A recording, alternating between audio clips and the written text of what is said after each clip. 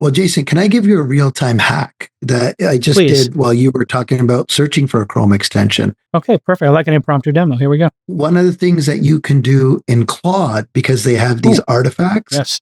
is you can do this. Can you make me a Chrome extension that opens new tabs to Sick. chatgpt.com? And look And here what we this go. does. It created the Chrome extension for you.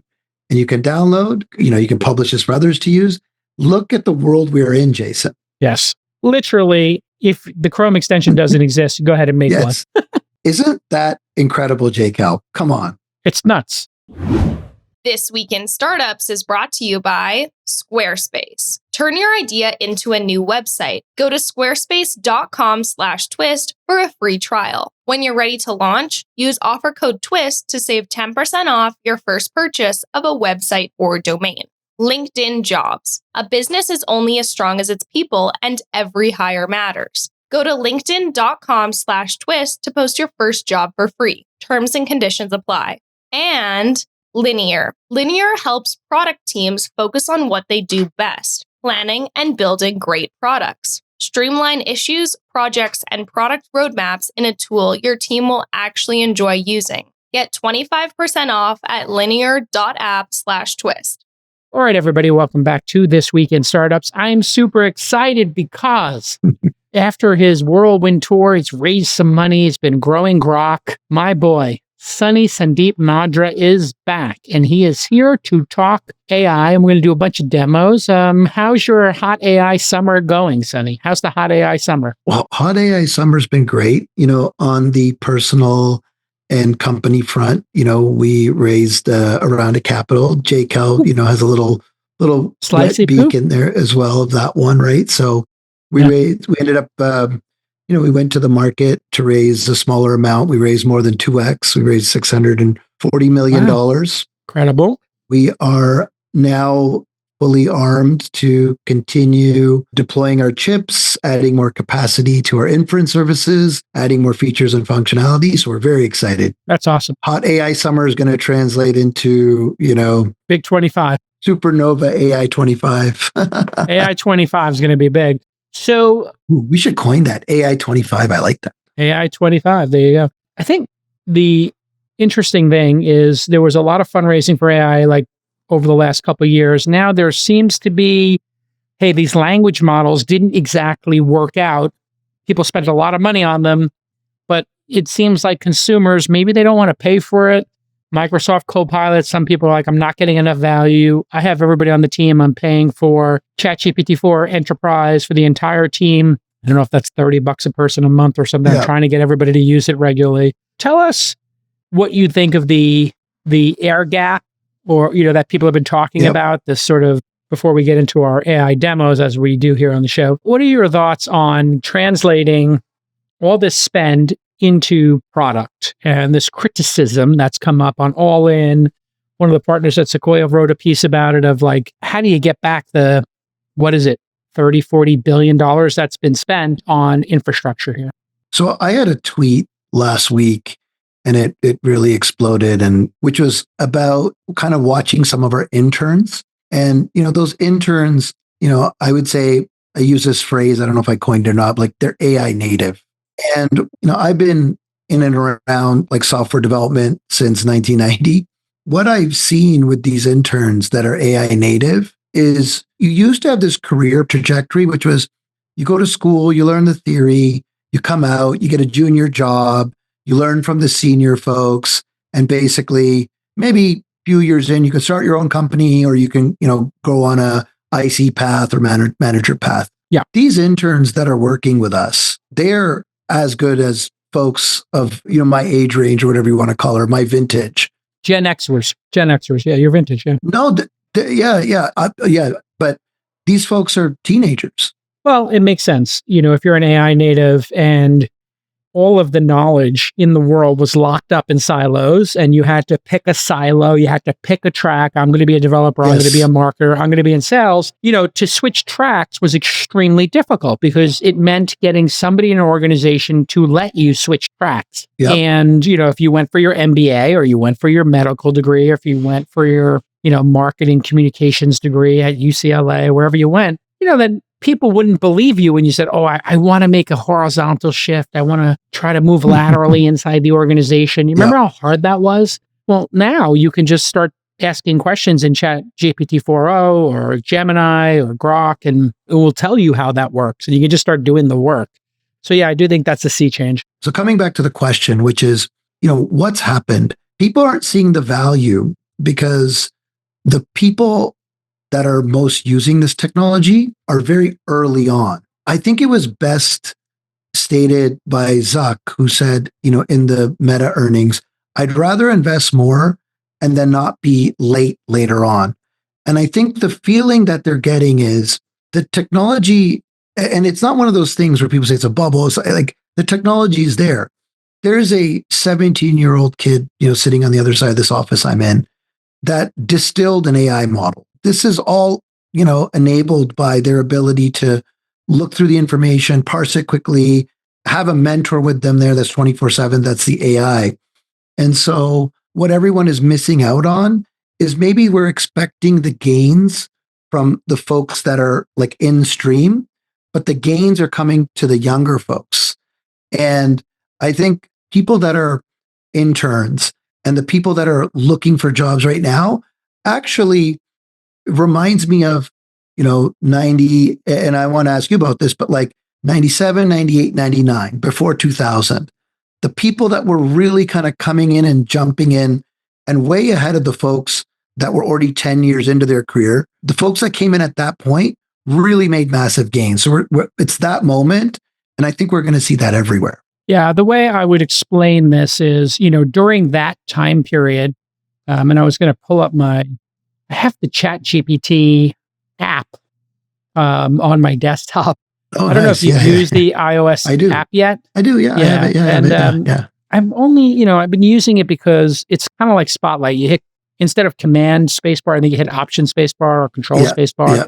I'll just show you an example. One of the more refined points, as one example, in venture capital is understanding the difference between DPI and TVPI. TVPI is the total value to paid in capital. DPI is distributions to paid in capital. Cash in hand. Yes. And so there are formulas behind this, a bunch of industry words. And, if you're in a meeting and you're too afraid to, sort of ask, you could just ask here, and it gives you such a concise, amazing discussion that you don't have to hunt and peck on the internet, fight through a bunch of ads and pop-ups to get the answer. And here it says, DPI is distributions to paid in capital. Distributions mean cash and stock given to an investor, and paid in capital is how much money they put in. So if you distributed $1 and the person put in $1, it's $1, right? And if total value to paid in capital is how much did Sunny invest in my venture firm, but what's the total value on paper return? So I own a bunch of Stripe.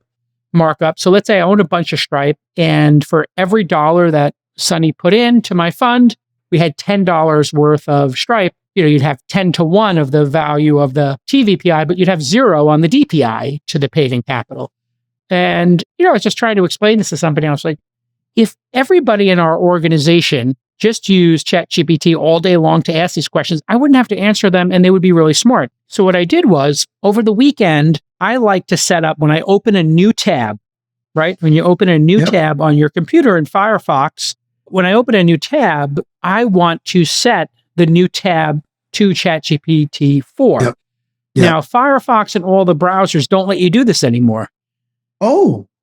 Because you could always set your default homepage to whatever you wanted. You can set your default homepage and hit home, and you hit the home button and it will go there. Open the tab to that. Exactly. Oh, okay. Now, why did they do that? Well, because they make so much money when you open the Firefox tab and it gives you stories, and some of them are paid stories and search and all that. So I just, found a stupid, easy to use Chrome extension. I'll show it to you here. And this is the one for Firefox. It's called New Tab Override. And basically, it's just a wanky, little add-on that every time I open a tab in Firefox now, it opens up to ChatGPT 4.0. Yes. And then I went to my entire team and I said, starting today, everybody on their work computer, when you open a new tab, I want ChatGPT 4.0 open.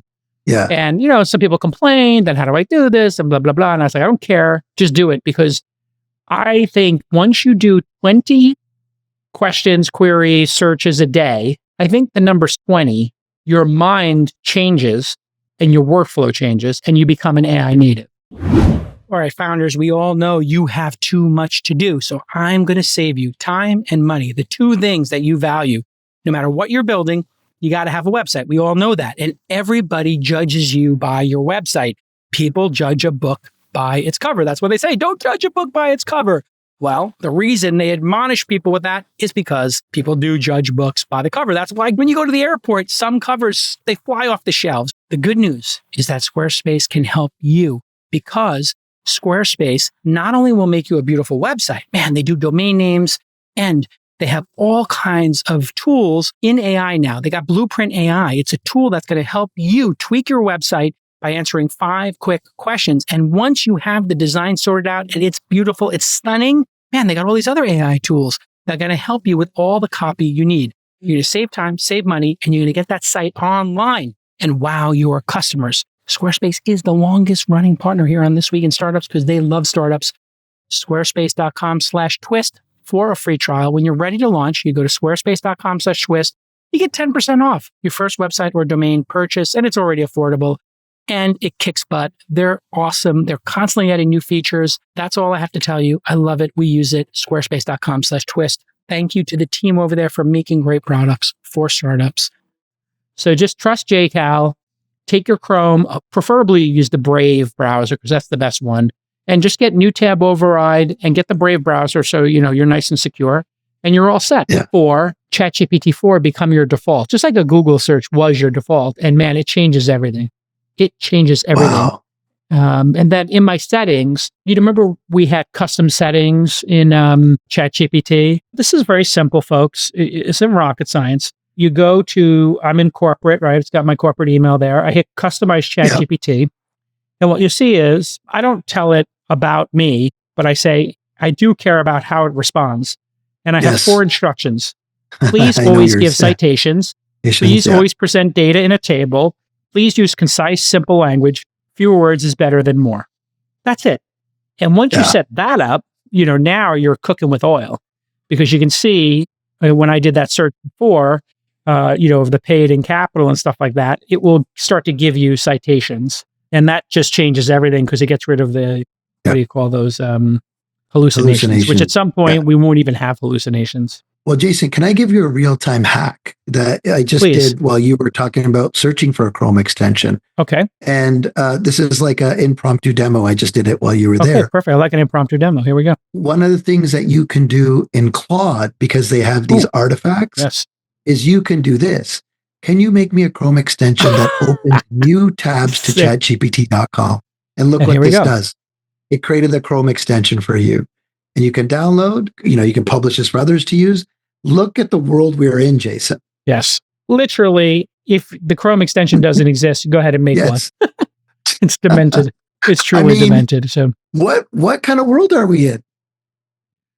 I think it's a world of abundance where everybody will be capable of doing every job. And so when you start to think about that, then it's just a matter of applying yourself and having some self-discipline, getting a good night's sleep, showing up to work on time, putting in effort. But to be honest, imagine Fordham JCal. Fordham JCal had this. Ooh, man, I would have been off to the races. Yeah, it's like a secret weapon, And so one of my issues with extensions is I'm always weary of what else they're doing. When you go to the store, right? Because you don't know. Yeah. Because you're like, maybe they're just sending my bookmarks or my searches or whatever.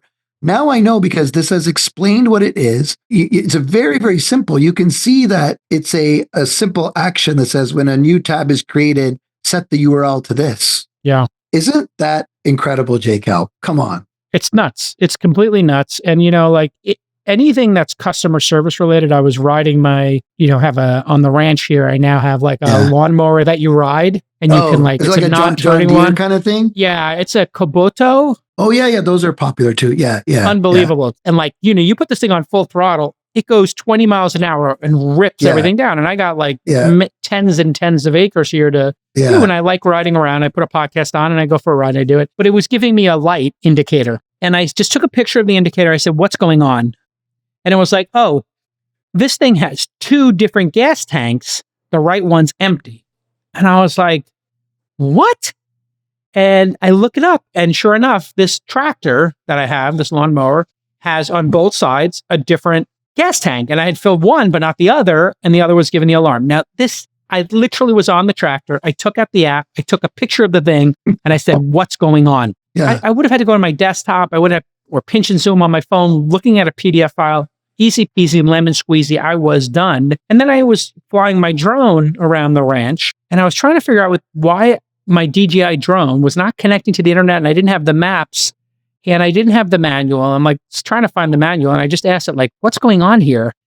And, sure enough, it was like giving me all the possibilities here. And it's like, oh, your DJI controller typically comes with several cables. You're supposed to connect the connection port to the controller. And I was like, oh, I'm trying to connect this thing by Wi-Fi. I'm trying to connect to the network. And it's like, no, dummy. You plug it into your phone and it makes the connection over your phone and does it that way. Again, like stupid stuff, but man, it figures stuff out on a very, very fast basis because it's got every piece of knowledge in its, language model. So when it's trying to construct an answer, it's not visiting one website. It's got, 500 websites that have addressed this issue and it's synthesized them in some way to give you the right results. So customer support, I mean, the idea of talking to a human, unless that human was the expert, AI is going to do a much better job. So here we are. I wanted to ask you a question. I'm so addicted to ChatGPT 4.0. Yeah. Do you think Claude and Llama and Grok, where are those in terms of, queries? Because I don't have time to put the query on all 4. And I was using Poe from Quora, and it will let you summon the other ones, but it's also complicated. It's like trying to run 4 different social networks or, there's no posterous example here where you can ask a question to 4 different things and have it pull the answers together. And it's still slow. It's still slow. We at, Grok are here to fix that. But putting that aside, let me give you the framework that I use right now. And, subject to change or people can comment and let us know. I like Claude Anthropic when I needed to create an artifact of something. So like in the case that I just showed you, because what you're able to do now on Anthropic is you can have it create something for you, and then you can publish that, and then other people can remix it. So I could have published that Chrome extension that I just created, and then it gets better and better. So it's like, for me, this like Anthropic is more of like a place to kind of build things and let people build off of them. So if you see on the bottom right here, I can publish this, and then, I can say publish and copy link. And all of a sudden this is public, and then people can take this and remix it. So if I send this to you, you're off to the races, right? And you can take it, you can edit it, and then I can see what's happened. And so it's very, very kind of like modern GitHub-like. Multiplayer mode is the killer feature of these. And I know that Claude has projects now where you put PDFs in and you have product knowledge, which reminds me of the Google Notebook feature where you can upload PDFs and then share them. So have you played with the projects thing yet, where you have project knowledge? Yeah, I mean, I've just tried it for the sake of demos, but like I haven't used it in anything in practice. But I can see where the power could be, where you put all the documents in, or exactly like, I would say you would want to create one of these for the next This Week in Startups or launch event. And you drop all the knowledge in, and then it's kind of everyone is interacting in there. And when something new pops up, and you don't have to go back and say, what did we decide on this? It's all part of the long running session, which I think is super powerful. Yeah. And, this is where silos are going to make a big deal. I just had Raul from Superhuman on. He's got all of your Gmail, or Outlook. And you can ask questions with AI, and you have this like really interesting dialogue. People can go look up that demo. Now you've got Claude, and Notion has AI built into it. So people are asking questions of Notion. Then I just got upsold on Slack. There's just too many AI pieces running around, and I need to start consolidating and be able to not hack all this together, which leads me to believe like a desktop version of all this would be very interesting. Founders, I know that you're keeping a close eye on your burn rate. I am too. In today's venture market, every single hire you make has to be perfect, right? You can't make mistakes. You got to keep that runway as long as possible so that you can run more experiments. And you need talented people to run those experiments and figure out how you're going to get product market fit, how you're going to scale your company. And that's why you need to use LinkedIn Jobs. As you know, LinkedIn brings you the candidates that you can't find anywhere else. LinkedIn passed the 1 billion member mark. Think about that, 1 billion members. And 70% of LinkedIn users don't visit the other leading job sites. This is a phenomenal statistic. They don't even go to the other job sites. Why? Because they might not be looking. And those are the best hires, but they're hanging out on LinkedIn, doing professional development, checking in on their network, building their network, sharing content, finding leads, all that great stuff. Bottom line, there's amazing hires waiting for your company on LinkedIn and nowhere else. And they have a special deal right now. Post a job for free. What? FREE? What a great price. LinkedIn.com/twist. That's right. LinkedIn.com/TWIST to post your job for free. Terms and conditions, of course, apply. And Microsoft and Mac OS are in a really interesting position as operating systems, and Android for that matter, to do this. I saw the Google Pixel 9s came out, and they have like some language model or Android built into it. I don't know the nature of that. But is Apple getting anywhere with the new iOS and the 16 phone? Any buzz around that in the community? What they've shown with Apple Intelligence, the awesome thing is like you could replicate Apple Intelligence now. We talked about this earlier on in the year, where if you create the appropriate Siri shortcuts, it's like Apple Intelligence, right? And so it's sort of all they've done is taken that concept that everyone was talking about and implemented them there, right? Like, help me, if you're writing a text, you can say, hey, rewrite this for me so it sounds better or more professional or whatever it happens to be. So I think that they're doing the basics, but to go back to your line of questioning on how I think you should think about using the different AIs, I think you should think about it as like the internet in like 97, where there wasn't like, remember there's like 3-4 places you would jump off to at that point. You still would go to Yahoo. Google wasn't there. So you had like Excite or Ask G, kind of those early browsers, and you had a few jump off points. So to me, if it's like, I need to do like a task, I always try to do that with like Anthropic, like one of the versions of Claude. Then, and we'll just kind of jump into one of our demos. We have Grok 2 now, Grok with a K, and we'll just do it real time. I really love this Grok because you can just come in here at any time. And I like using the Twitter Grok or X Grok for tell me today's headlines, because naturally their underlying, system of record, their data is the most up to date as it can be, right? So what I find is if I want to get like a quick snapshot and not have to cruise, Twitter or Apple News or whatever it is for a bit, I just come in here and I say, tell me today's headlines. And then you can kind of go back and forth on these topics and say, and you have it in fun mode. Yeah. I mean, you can turn that off too. It's one and the same thing, right? And so for this, it doesn't do. It just gets a little goofy. Yeah, exactly. So we can run this one again if you want to, but you get the idea. All good.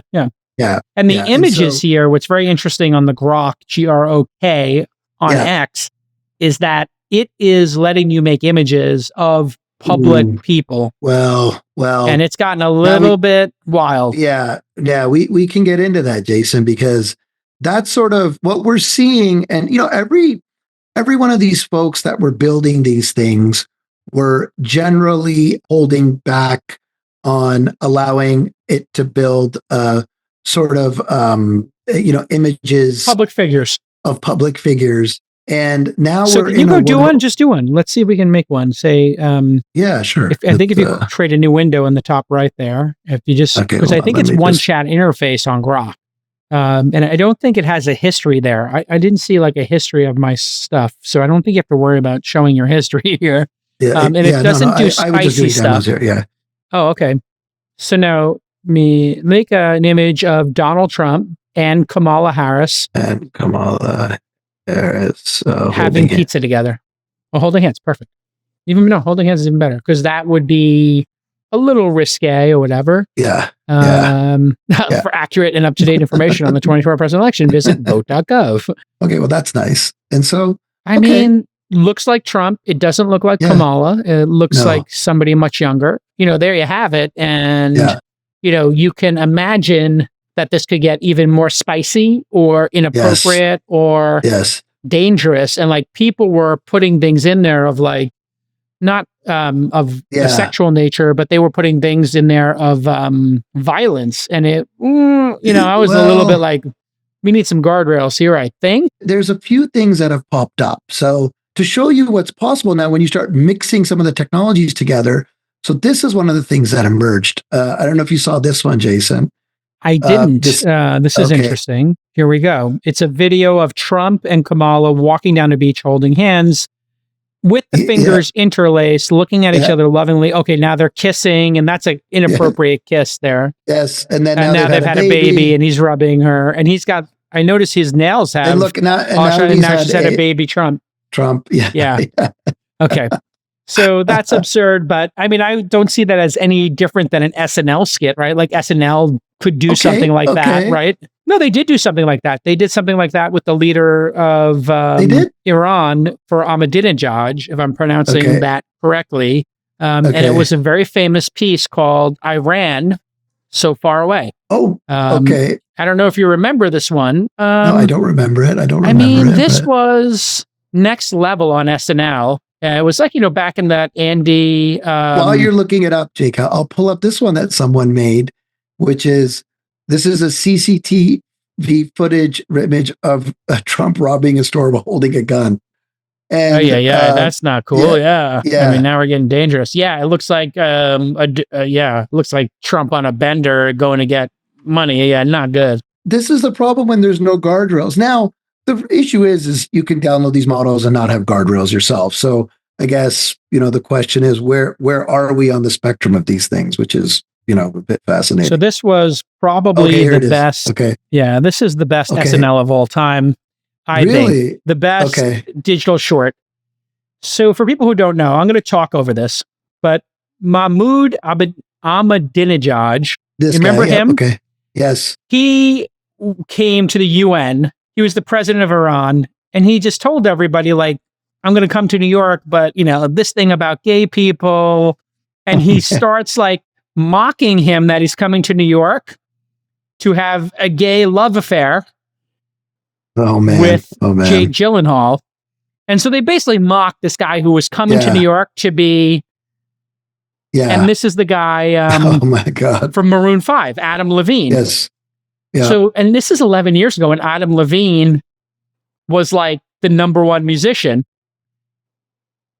And it's just like Andy Samberg mocking him for making fun of gay people, but he's actually like on the DL in New York. Yeah. And there's like this great moment where he's like flirting and it's just so great and then they put him in a dress, right? So, like putting him in a dress right here, this scene, like for a guy from Iran who is a religious guy who's, that's pretty out there, I think. But it was pretty funny, like for the, New York squad to mock somebody who's homophobic but and put him in a red dress. So what's the difference if consumers do it? Well, like, here's what I'll say. SNL is a known comedy show, right? Yes. And context, you know everything that's on there is meant to be a joke. They're meant to make fun of people. Sure. Don't take it seriously. Even when you watch the news, the weekend update, you don't take it seriously.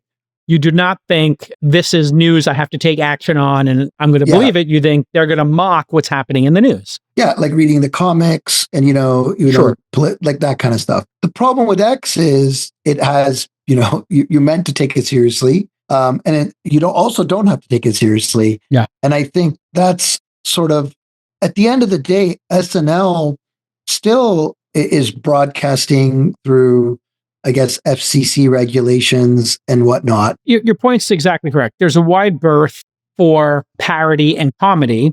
And X is known for news because it's traditionally had a lot of journalists on it, a lot of breaking news. It is the number one news app in the world.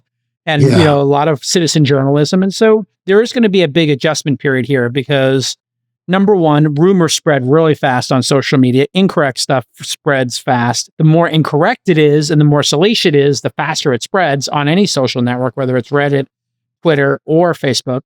And so, these are our concerns. And I think labeling needs to happen for fake stuff, right?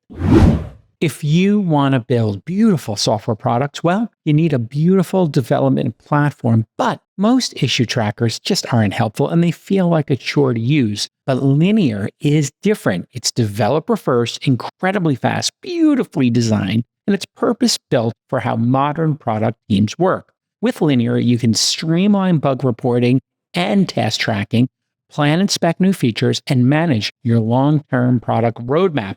That's why Linear is the tool of choice for tech companies of all sizes. Half of Y Combinator companies build with Linear, and it powers Cash App, Scale AI, and Vercel. So here's your call to action. See for yourself why product teams love Linear. Visit linear.app/twist to try Linear for free with your team and get 25% off your first year. That's linear.app/twist. This came up yesterday. Here we go. And, this is the AI election, isn't it? It's the AI election. It is. And Donald Trump, and I think it got deleted now, but it's in this Guardian article where Donald Trump says, I accept. But the entire thing was AI generated. And what it says is here, Taylor wants you to vote for Trump, Swifties for Trump on their t-shirts. None of this is real. Yeah. It's just... And the headline is fake. Everything's fake, according to the reports. And so here we are. I think you have to assume if it's not on the domain name of a credible source or the URL of a credible Twitter account. You should assume But it's hard to find credible Twitter accounts because I can find a verified Taylor Swift and I may not, maybe her. The blue check marks becoming democratized has made it harder. Yeah. But, you basically, whatever these social networks decide to do, they will eventually have the reputation that they earn. The reputation, of X is going to be, it's a bit of a free-for-all. It's, freedom of speech first, which means more trolls, more bots, more misinformation, but they can't hold back the truth. So if there is some truth about COVID, being in a lab, you're going to get it first on X. But, or if there is something that has to do with another conspiracy theory, or something that's breaking news, you'll get it there first, but you also have to check your sources. And that, I think consumers are smart. I think they're going to realize they have to check sources over time and multiple sources and triangulate on the truth. But what do you think about labeling AI? You think this is something that should be either legislated, the industry comes up with their own group like the MPAA did. The movie the movie industry came up with the MPAA ratings, so the government didn't create the ratings, PG-13 R-rated. That was created by the movie industry. The industry created them. Yep. The industry self-policed. So what do you think has to happen here? Should there be federal laws, state, local laws? Should they self-police? This is AI, and if you put an AI-generated image up, you have to label it, and if you don't, you can lose your account. What do you think? I mean, I like the idea of the industry regulating themselves. Like we've talked about this before, right? Where all this, the government has been trying to regulate and things are moving so quickly. So I like the general idea of the industry regulating themselves. And I do believe, at least on, some of the meta properties, they do call it out now. When you upload something, and you upload something and it's AI generated, it will detect it and label it. They'll say this is AI generated. Yeah. The video game industry wound up doing this themselves as well. Advertising industry does this as well. They have their own guidelines and code of conduct. Music industry does it with the parental advisory label, if you remember that. That was an industry-wide thing where they didn't want Tipper Gore, Al Gore's wife, and the government regulating them. They came out with, hey, this is parental advisory. There could be some spicy language in that. I think crypto tried to do that. It didn't work because crypto is such the Wild West. But I do think in AI, if you're generating images, it should put a watermark or something at the bottom generated by AI. I don't think that's too much to ask. I would rather see the industry regulate itself than get regulated. So my best advice is if something is AI related, it has a footer and it just says who produced it. Produced by whatever, Grok, Claude, Yeah. Stable Diffusion version 2.0. It's just like a little line at the bottom. And then if you want to crop it out, you can, but at least by default, it's not cropped out. I think that would be a major plus, you know? There was already some controversy this past week. I don't know if you saw the article in the San Francisco Standard about Ben Horowitz and Felicia Horowitz. And someone did the and mega you know hat. they switched from the Democratic Party supporting Democrats to supporting Republicans. It's pretty widely known. Ben Horowitz did a podcast with Mark Andreessen about their support of Trump and why they're doing it for very practical reasons around, you know, supporting the technology industry. But they put Ben and Felicia from like a, you know, not a paparazzi photo, but from like a gala photo. Yeah. And they just put MAGA hats on them. Yeah. And did you know that was an illustration or not? Did you think that was real? Did you get fooled by it? I'm curious. No, I mean, I didn't take, you know, like obviously I was following everything that's happened, and I don't take people in Silicon Valley that are deciding to report Republicans as folks that are wearing MAGA hats. So immediately I assumed it was fake. Mark Andreessen's position was they were lying and they did this to covertly confuse people. And I was like, you know, I could see maybe 5 or 10, 1 in 20 people or 1 in 10 people maybe glancing at it and thinking it was real, but it didn't look real. But they should have been more explicit, I think. And that's like a perfect example where in the footer, it did say this is an illustration. Yeah. But I think it could have been more clear. And, you know, again, you get the reputation you deserve over time. The San Francisco Standard now is going to have a reputation of doing those kind of illustrations like Spy Magazine did. So you will assume, like Mad Magazine or SNL, that that's what you're dealing with when you work with that publication. It could be like the National Enquirer, right? Like that it's, you know, they're willing to do stuff like that. Yeah. And I think maybe we'll just keep segueing through here keep going. as well, Jason, you know, because it's related to it. And I want to make sure we continue to touch on some interesting demos, which is the image generation model that powers Grok with a K is called Flux. And so Flux is made up, it's an open source project, which is really interesting. And it's made up of a bunch of people that came out of Stability AI. And what you can see in this, I just, you know, pulled up, I didn't want to do side by sides, but the folks at Tom's Guide have gone through the work to do Midjourney versus Flux, right? And, you know, they have some great examples here.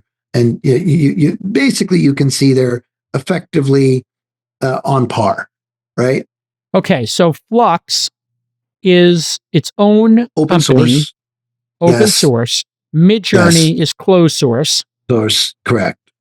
Is it coming from the same code base in some way or the same training data? Because these are very similar. Well, what I would say is almost all of these models, like, you know, we've talked about before for LLMs where they were, you know, trained on large corpuses of, you know, web data that's available, right? Yes. Similarly, there's large corpuses of images that are available for training on.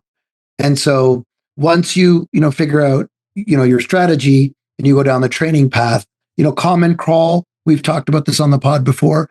That's what most of the LLM folks were using to get data, you know, from all the open internet. Similarly, there's, and even part of, you know, the Common Crawl project, I think they have image databases that they use. And that's why they come out looking similar-esque. The point that I'm trying to make here is that we now, again, have an open source project in Flux that is capable of generating images. And so within Grok, it's not an image model that they created. It's they're using Flux as the model underneath it. Yeah. Got it. Yeah. I mean, and it's exactly. pretty amazing. Yeah.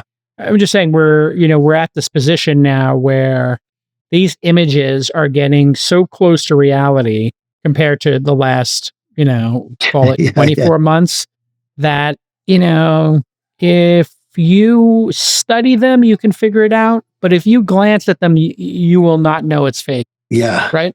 I think that's where we're at. Glancing, you'll get fooled. Studying, 50-50 if you get fooled. You might be able to figure it out if you see fingers or some weird artifacts, but you know what to look for and you find that, right? And so the big deal this week also was we'll do another kind of real-time demo here too, because we know JCal we know JCal loves the demos. Love some good demos, yeah. So the thing that happened this week, I'm going to switch tabs a few times here. So the thing is that people had Flux generating these TED talkers, and this, JCal, if I showed you this, you would not be able to tell me, Hold on, I can tell you right now. On the left, yeah, and the right, I have to zoom in here and really get detailed to figure out what's going on here. The one on the right seems a little bit fake, and the one on the left looks real. No, they're both prompts. Oh, they're both prompts. This is the prompt from the left. And this is the prompt from the right. Oh, sorry, I lost the alt tag. I mean, yeah. So the alt tag, that's a photo of a beautiful smiling brunette with long, messy hair. Yeah. I mean, the level of detail is incredible now. Yeah. Yeah. And then we'll do one ourselves so you can see how straightforward it is here. What people were able to do with this is animate these. And so someone took that, aligned it with some sound, and we're going to do a demo of Runway ML v2. And I'm just going to play, let me just rewind this back. And you're all so kind. Can you believe that I'm not actually real? But then what is real after all? So yeah, close. I mean, it doesn't, that one I would know. It didn't pass the uncanny valley because the lip sync wasn't tight enough. The voice sounds very real. The image looks very real, but it's not coming together perfectly. But I'd say 85% of the way there. What would you say? Oh man, I'm kind of if you do the work, I think you can definitely fool someone, JCal, and that's going to be one of my tests coming up. Right? It's when we get fooled. Yeah. Yeah, it's when you get fooled. So, well, I mean, something's going to happen. Like, what do you think the chances are before the election, the week before, somebody drops a video of one of the four principals doing something inappropriate and says, look at this. Wow, this person said this word or that slur word, or, I don't know, touch somebody inappropriately. Who knows what they've come up with, or, I don't know, threw a bottle through a police car window. Like, you could come up with anything. And then would that actually come out in time and not be able to be debunked and actually impact the election, in the way people claim Hillary's emails, being leaked somehow affected, the election? What do you think? Is that possible? Well, here's what we're going to do, JCal. I'm inspired by your lawnmower. Yeah, so I did the image of Brad Pitt on a lawnmower. Right. There he is. Yeah, very similar to me. Yeah, that's how I look. Yeah, similar body type. The slim down and the sure. the look now. J Ranch. Yeah. So what we're going to do now is I'm going to go to Runway. So Runway ML, as they've done a lot of new things, and they have this new model where you can go from image to video. So I'm going to upload the video that we just created. It's going to get uploaded here. I'm going to select it. I'm going to, put it in the frame a bit here. Let's just do it like that. And this is runwayml.com. Yes. Runwayml.com. And I'm not even going to give it a prompt because you generate me 10 seconds. And this has been pretty fast today. So I'm doing it live. I didn't have to do it before. I wonder if it's going to understand that that's a lawnmower and make it go and drive around. Let's see what it does. Yeah. Because one of the first steps is understand what's happening in this image, right? So, and I didn't even tell have me to do what's it. in this image. We could have given it a description. We didn't even do that. Yes. And the reason we're kind of going through this process is just showing how simple this entire process has become. And so, so it's not perfect. Obviously, the wheels are turning. It's a little bit, the parallel going backwards, is bad, but we did it in 10 seconds, JCal. Yeah, I mean, it's a moving image of him driving. It looks he waves off, a bit, but he waves a bit. But you could have him turn. You could say after 4 seconds turn. So you start thinking about. I was on my YouTube because I like Star Wars and stuff like that. Once in a while I'll see a fan film, and the fan films typically will use cutscenes from video games or some found footage, and they'll reuse the same stuff from the original series or the Clone Wars, and they'll stitch stuff together, and then they'll have like themselves acting in their backyard as Jedi. Yeah. But you could see somebody uploading a picture of Obi-Wan Kenobi and then say, have him open the lightsaber, do this, do that. And it would like start to make it, right? So here we are. Yeah. Creativity is just unlimited. And you said animate this such that the driver is turning in circles. Interesting. Yeah. And we're starting to get to a level of speed that's not absurdly slow. So these are big moments, I think. Well, remember just like when we started doing these demos, JCal, I couldn't even do these live, right? Because they would You take couldn't do so it live. long. You had to do it. Yeah, they would take way too long. And so like, I don't think it got him turning in circles, but it's a bit better. Maybe. It zooms out a bit. But it's at least. zooming out, which is Yeah, incredible. And maybe, Yeah. oh no, he is coming in a circle, it looks like. Yeah. A little bit. Yeah. Well, what we're seeing is the audio and the still images are really moving quickly. Video is still taking some time, but that makes sense because a video is 30 frames a second, 60 frames a Yeah. second. So it's that many Yeah. images, but Yeah. this is going to become perfect over time. Here we go. And you don't see even in the original image, JCal, some of it's missing and how it's pulled it out and animated that in. Where we're going to is incredible. And I'm just gonna see what it does on this hard right turn to see if it gets it right. If not, I'm going to show you something in a second in my next window where someone has created just in the last couple of days here. Let's see if it gets the turn right on this one. No, I'm still not getting the turn right. So I guess we have to wait. I guess we're still good. We're not. Oh, wait. No. No, his hand went to the wheel and he is moving around. Yeah. So what'll be interesting is over time is this will become real time. You'll say, okay, have him driving, have him make a left turn, have him turn to the camera and smile. It'll be doing that from voice prompts as you talk. Just like a director, James Cameron might be over the shoulder of a video editor, doing stuff. Or if you were making an invite working with the graphic designer, you were making an invite for a birthday party, you might say, okay, you add some balloons, and they add the balloons. And you're kind of working with the AI in real time to change the image. I think that's where we're going, is real time editing of the stuff. And I'd say maybe we're 24 months away from a crisp real time edit, right? Yeah.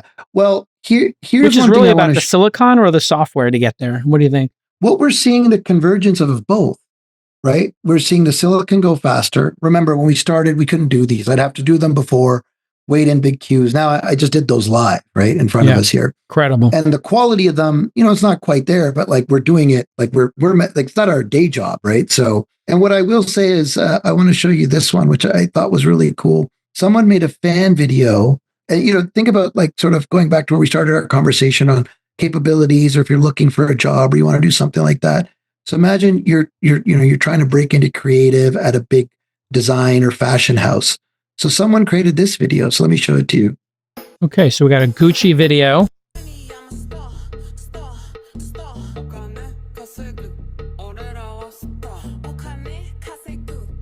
Wow. That is some cyberpunk awesomeness.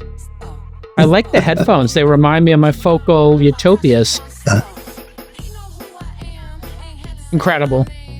I mean, if you were to shoot this would cost, by the way, each model would be thousands of dollars a day. You'd need them for a day or two. Give us the breakdown. If you needed to make this ad for, $250,000 to be, for 30 seconds, I'm thinking 10,000 a second. 300 grand. So plus. So yeah. Wow. I mean, I just think it would be $300,000 for this level because you have makeup, hair, you have a set, you've got putting the music aside, which this track is a track that's available. It wasn't made by somebody specifically for this, but put the video editing aside as well, because that's not that much money. You need an art director, you need a makeup person, you need 3 or 4, maybe let's say 5 models, director of lighting.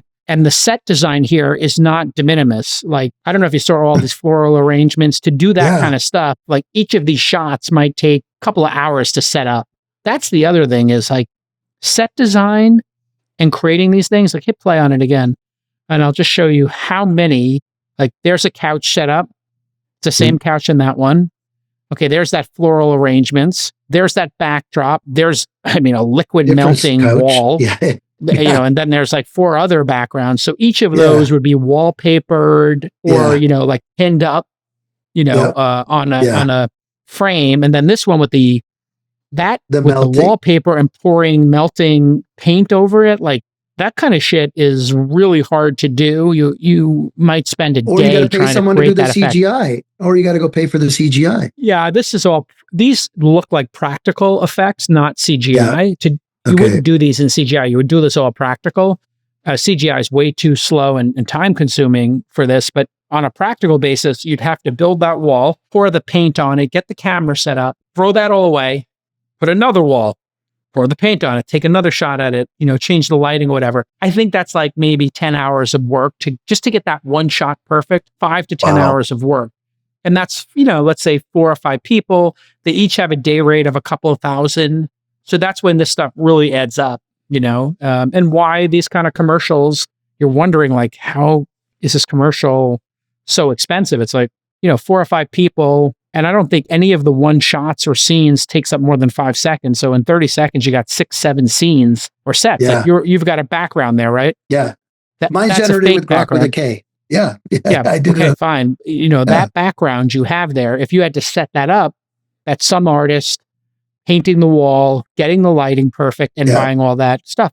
When I first looked at the background, I thought it was real for a second.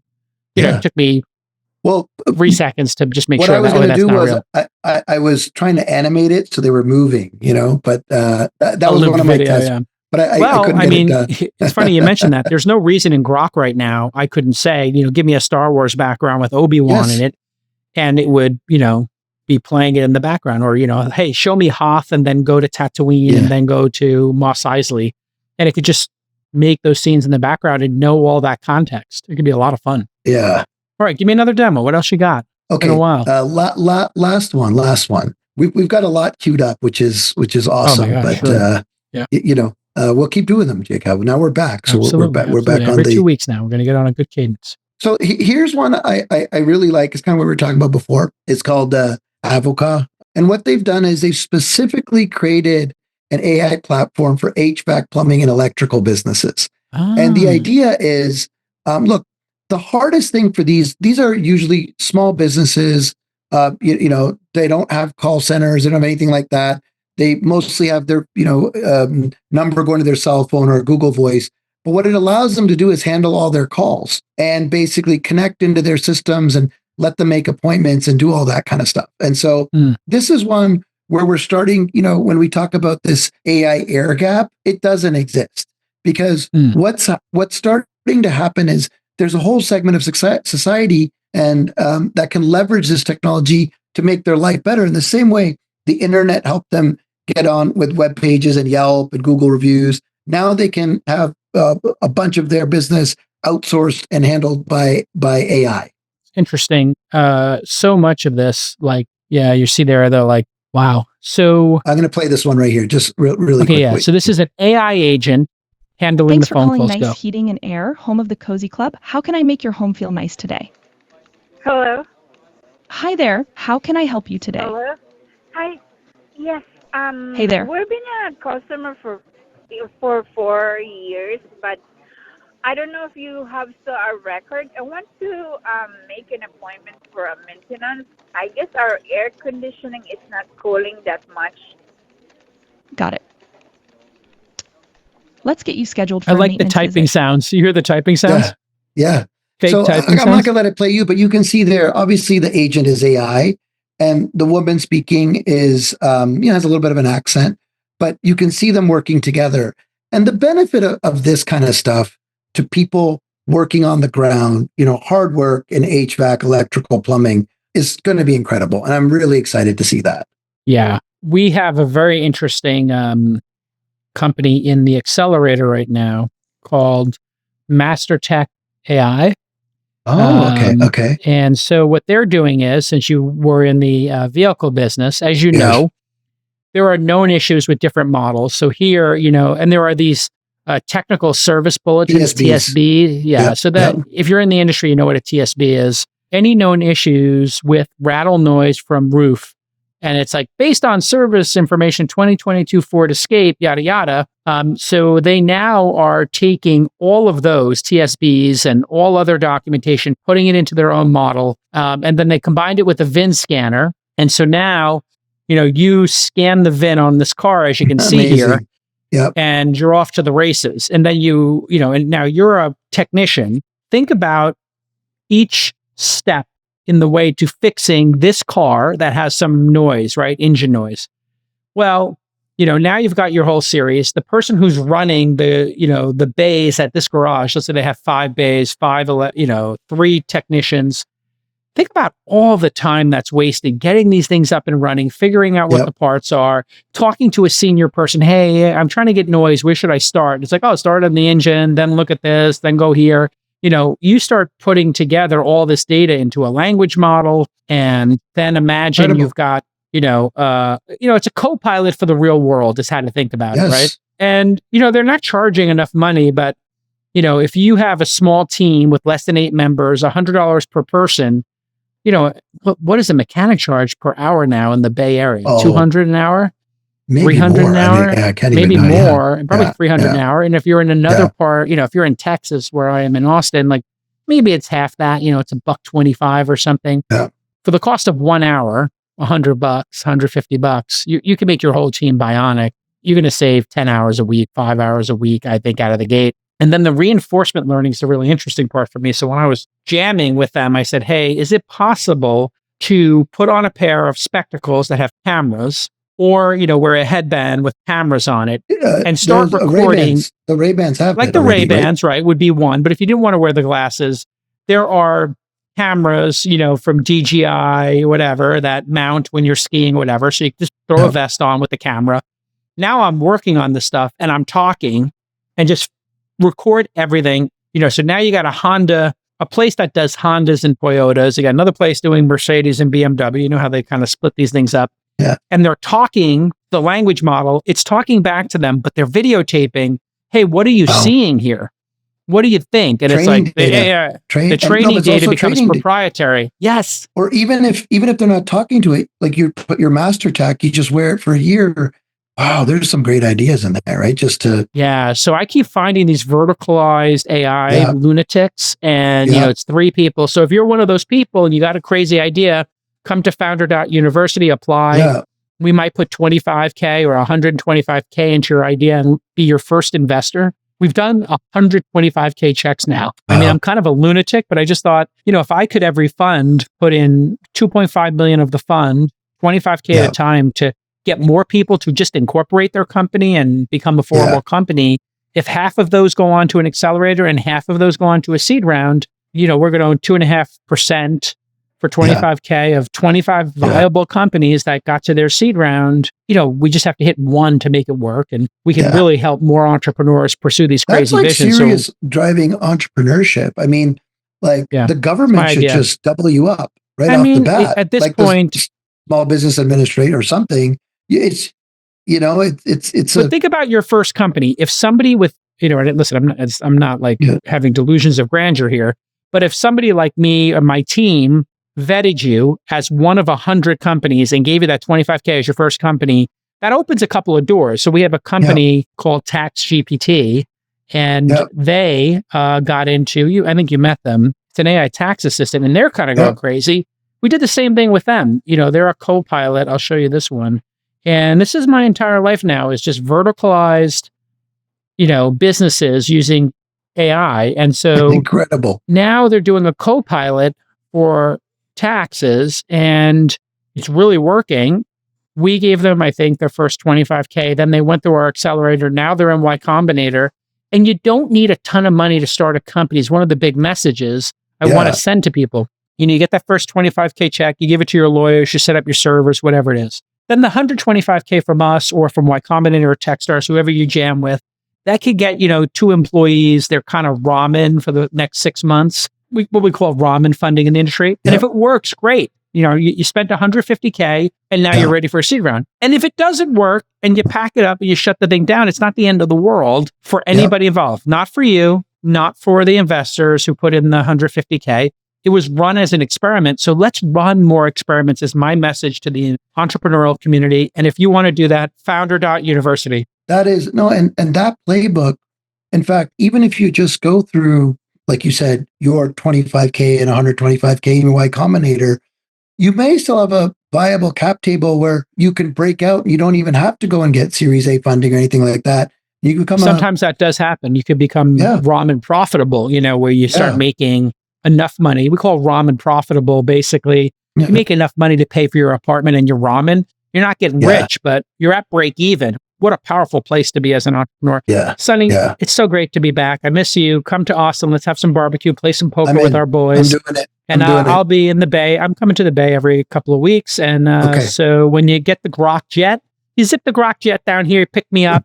We'll do a little back-to-back poker games here We'll do and it. abroad. I love you, brother. Yeah. Everybody go to Okay. x.com/Sundeep.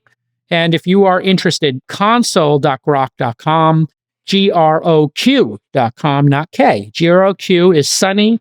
They make that inference hardware that, instead of watching the text get drawn, imagine, boom, it just comes out. Boom, like that. Boom, you get your answer. That's what Grok does. How many developers now? I think we just crossed 400,000, right? And so, wow, 400,000. Here it goes. Look at this. Look at this Grok, GROQ.com. Watch him do this. Tell me a story about unicorns. that's Wow. it. I mean, it's just demented how fast that is. And that's only possible with the hardware that you make, right? You have to have only possible with our hardware. Yes. Yeah. Yes. And people are buying up this hardware so that consumers have a faster experience. But will that same hardware translate into mobile phones eventually? Do you think? Is that the roadmap, or it's mostly on the back end to present it? It's mostly on the back end. Like, to be honest, it's all we've built it for that purpose. Got it. And some of the customers, are you public about some of the customers of this yet, or no? We're not sharing that just yet, but some of the biggest companies in the world. Yeah. Makes total sense to me. I slid in a little bet. How much am I up? Am I 10x yet? Where do you put me at? Did I break the 10x? Because you always, every time I invest one of your companies, I get the 3 to 10x. I'm wondering if this is the one that goes 50x. But I'm just trying to benchmark. You're somewhere between 5 and 10 for sure. So okay, that's called a Sunny special. I always hit the 5 to 10x. I love a Sunny special, but I'm looking for a Madra madness on this one. Yeah. I'm looking to go 30 to 50.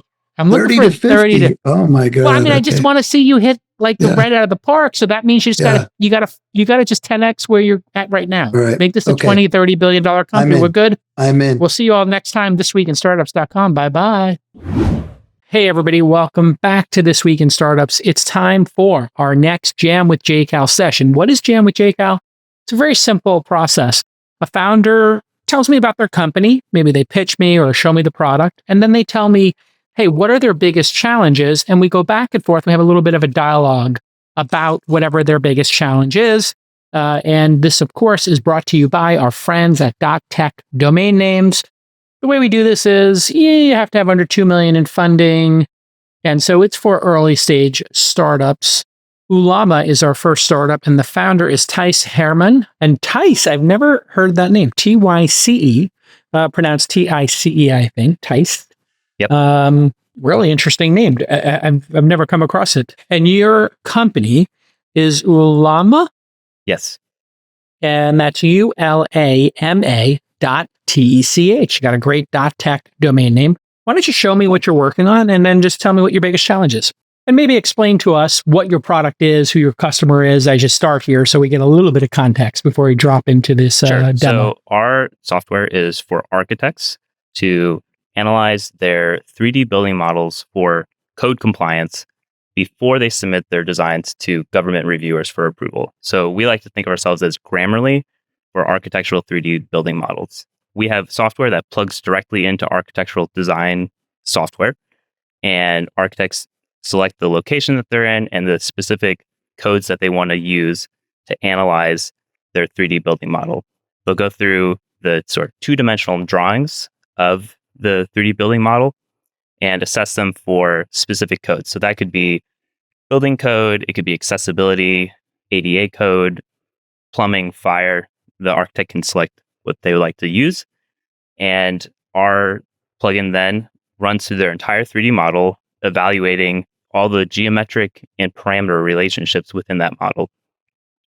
Once that's done, they get both text and visualization of how their model is out of compliance, and suggestions on how to make updates to the model to bring it into compliance. And that's broken out by sections of the code and also building elements within the 3D model. Got it. So an architect is pulling up this floor plan. It looks like a live workspace.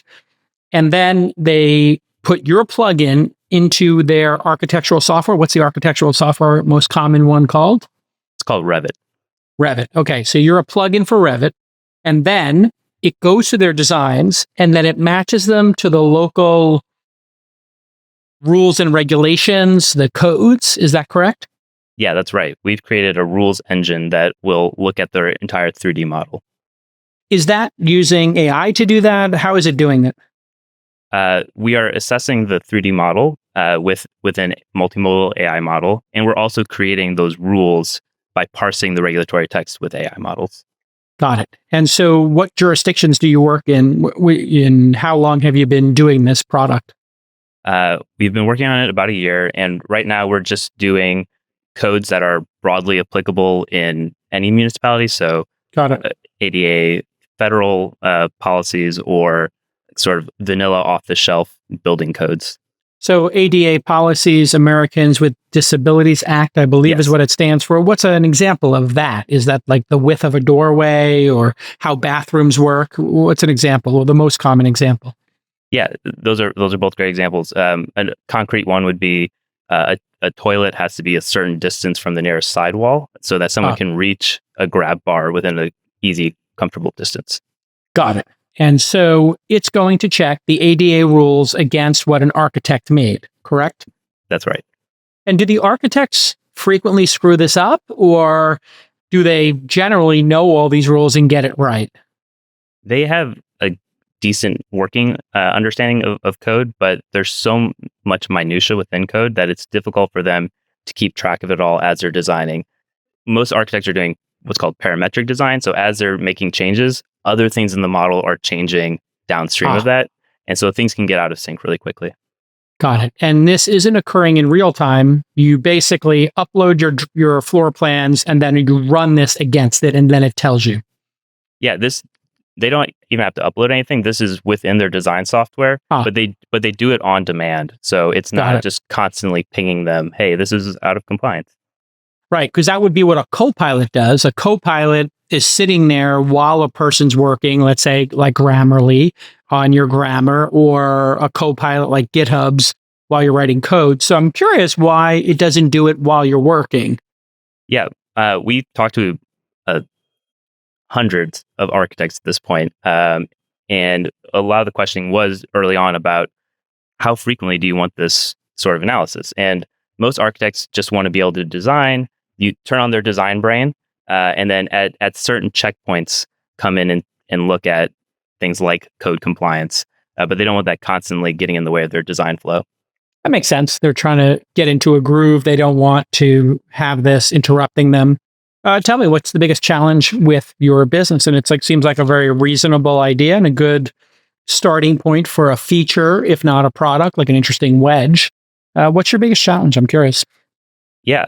One thing that we're thinking about actually right now is we're launching a smaller version of this product as a standalone offering. It's going to be for sale on the web. It's ready to go live tomorrow once I finish my distribution list, and it's a component of this overall technology for code compliance. It goes through and it identifies all the elements in that 3D building model, and then normalizes the attribution and naming.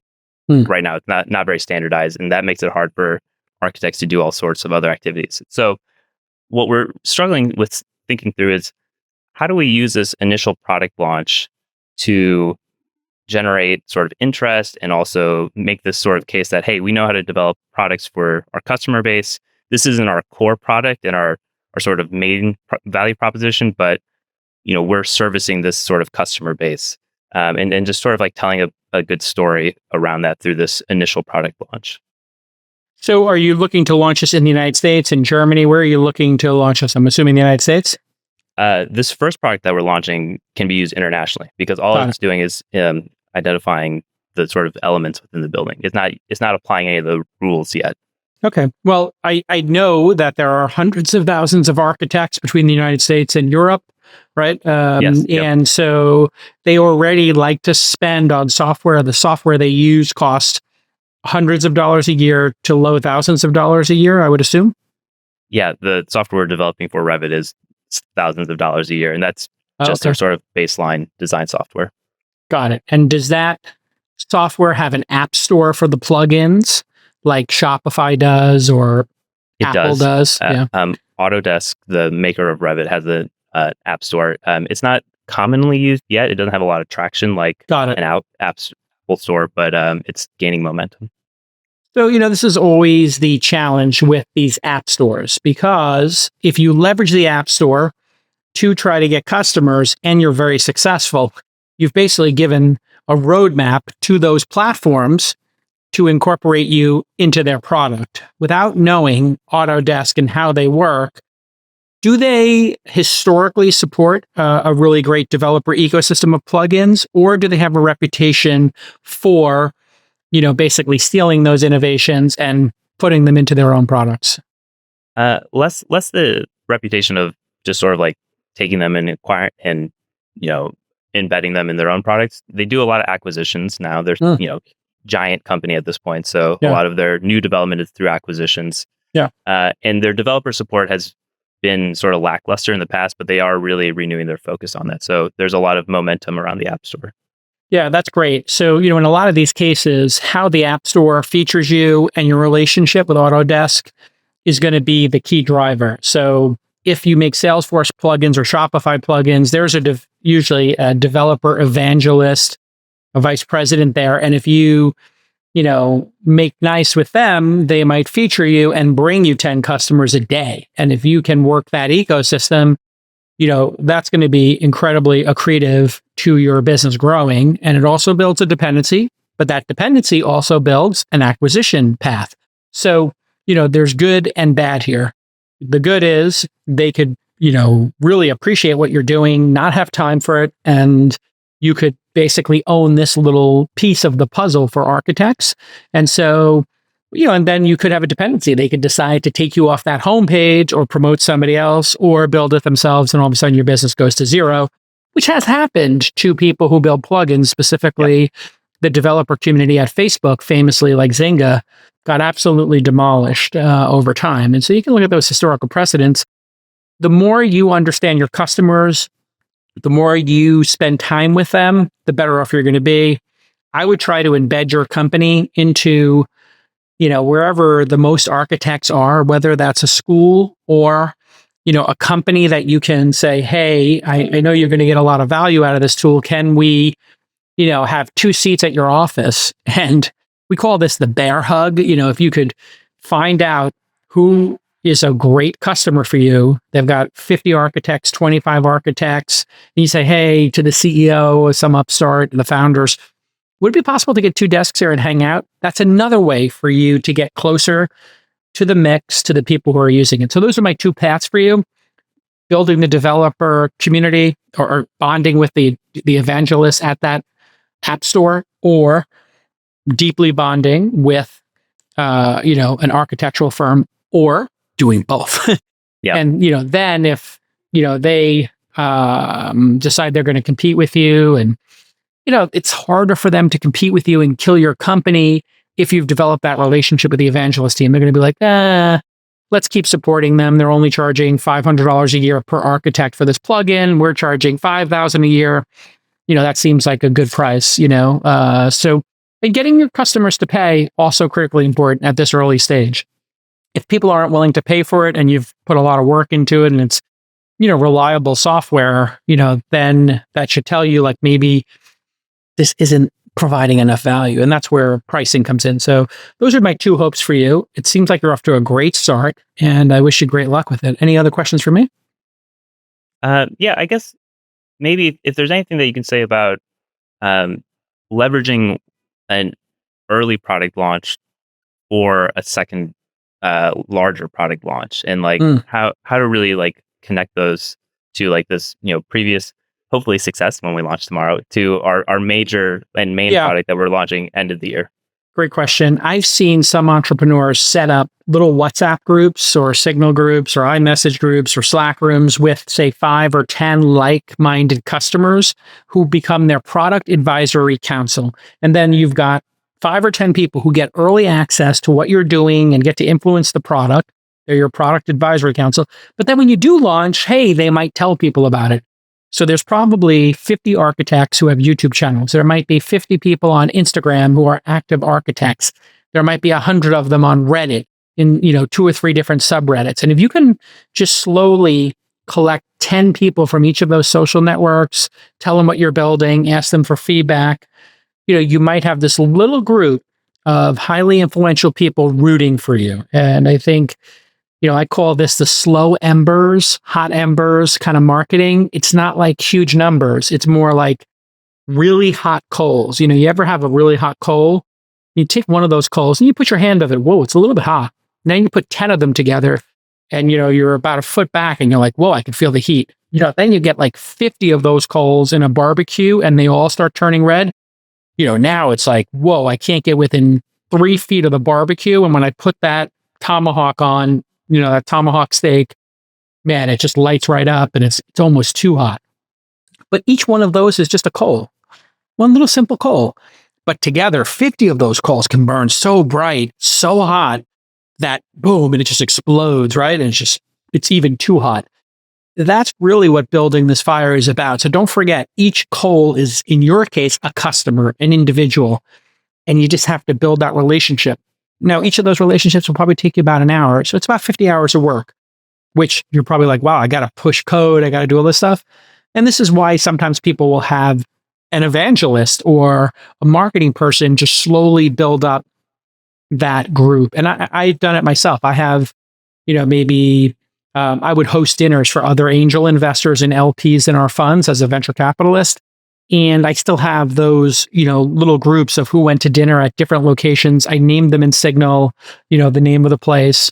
And, we have a Marks Off Madison group with like 12 people who came to that dinner and they talk to each other once in a while. And I get to have that like one to few relationship. And somebody might ask me a question and we all talk about it. So I like this like one to few kind of concept. And it could be a Zoom call. It could be a WhatsApp group.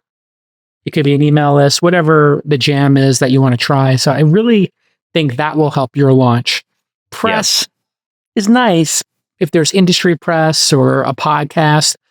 And podcasts, there must be 100 architectural podcasts, and they probably all get like hundreds to low thousands of people. But going on those and talking about your product and the problem you're trying to solve, people love innovation. And so I would also look at the podcast route, right? And I think in your case, small numbers are good numbers, right? Targeted small numbers is going to be the key because you're not dealing with a consumer product like Uber or Airbnb where you're trying to get 1 billion people to consider using it to get 100 million or 200 million users. You just need 10,000 paying customers and this thing becomes a $10 million a year business. And that's pretty good, as a goal for a business like this. But I wish you great luck with it and awesome start. Thank you. Really appreciate the help. All right. All right, everybody. If you want to jam with JCal and just talk about your business, have it featured here on This Week in Startups, contest is open. We got one more slot. Go to jamwithjcal.tech. That's JAMWITHJCAL.TECH. Jamwithjcal.tech. Get one of those great .tech domain names, and we'll see you all next time. Bye-bye.